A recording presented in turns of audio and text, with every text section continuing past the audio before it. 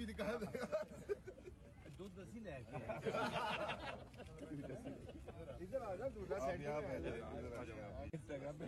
अस्सलामुअलैकुम हारिस रऊफ, आपको निकाह बहुत बहुत मुबारक हो मेरे भाई।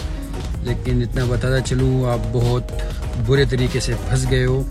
बस मेरी दुआ है कि अल्लाह आपके लिए आसानियाँ पैदा करे और अगली जितनी भी ज़िंदगी है तो अल्लाह आपको इतनी हिम्मत दे कि आप सह सको।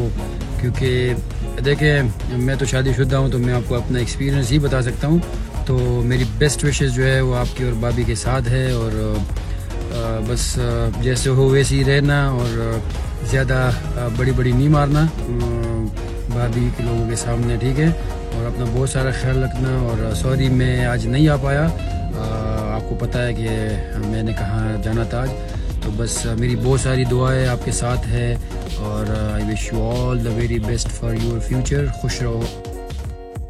हकीकी आजादी की जंग में बोल भी कप्तान के हमकदम। इलेक्शन कराओ मुल्क बचाओ की लाइव ट्रांसमिशन, दिखाई लम्हा बलम्हा सूरत हाल। रील और रेटिंग में भी बोल न्यूज रहा नंबर 1। सब्सक्राइब करें और बेल दबाएं ताकि कोई खबर रह न जाए।